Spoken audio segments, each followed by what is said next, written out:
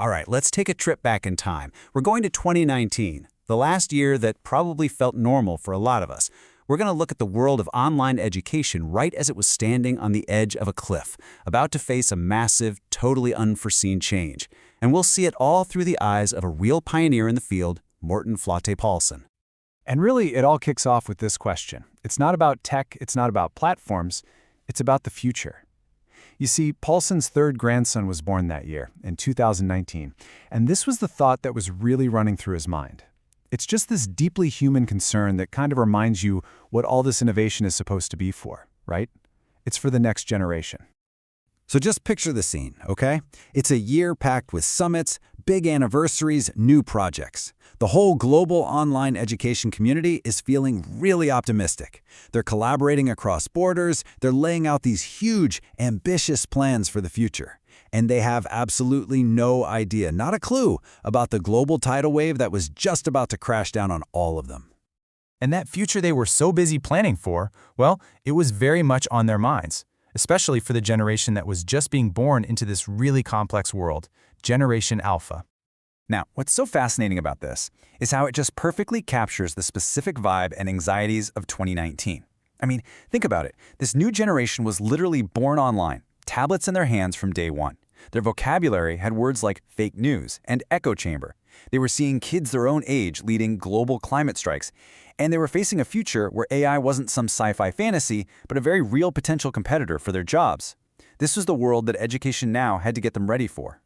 So how were they going to do it? How do you build an education for that future? Well, the first big attempt came in February of 2019, over in Norway, at the Lillehammer Lifelong Learning Summit.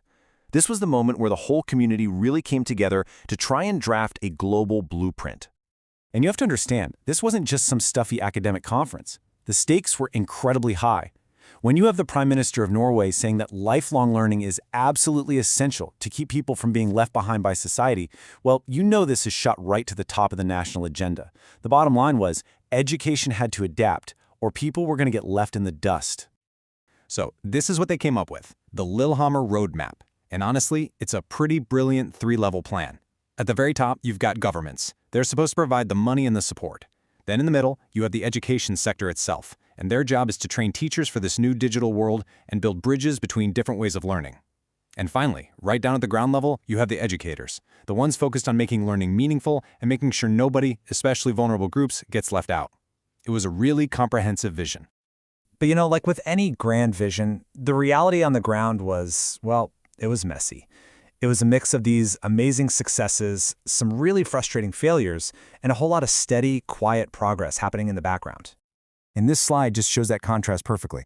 On the one hand, you have the incredible 50th anniversary of the UK's Open University, a true global pioneer that has changed over 2 million lives. That's the ideal, right? But then on the flip side, you have Paulsen's own business venture, a collaboration that was supposed to expand online learning, and it just completely collapses because of internal politics. He was left totally disillusioned.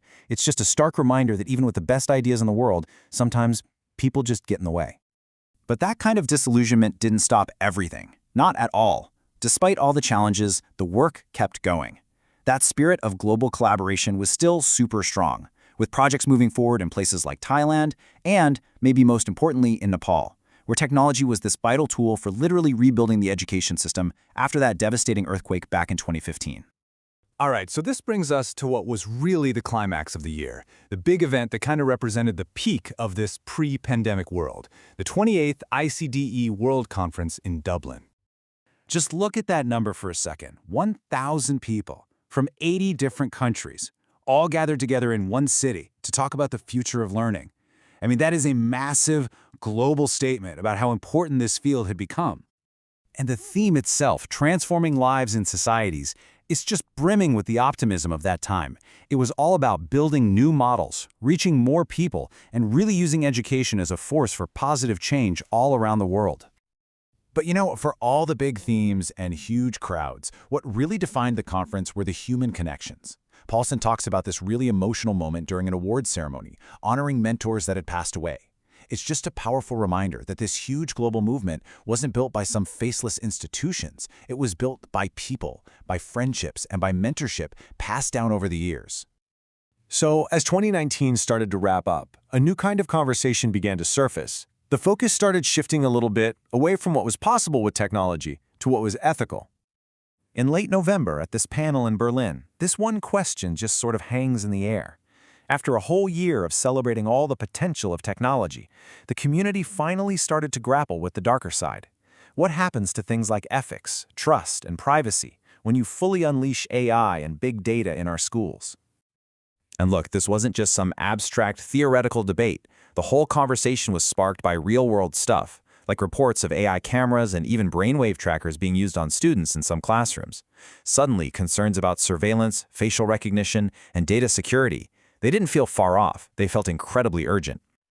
And this brings us to the final and frankly chilling moments of the year. So follow this. Early November, you have 1,000 people in Dublin mapping out the future of education. Late November, you have a panel in Berlin worrying about the ethics of surveillance. And then, in December, completely unknown to every single one of them, the one event that would force all of their plans and all of their fears into overdrive begins to quietly spread. But none of us knew. That's the sentence. That's the line that changes absolutely everything. All the plans, all the debates, all the roadmaps of 2019 were made in a world that was, for all intents and purposes, about to disappear. The very field they had spent decades building was about to be put to the test in a way no one could have ever imagined. And it just leaves you wondering, was it ready?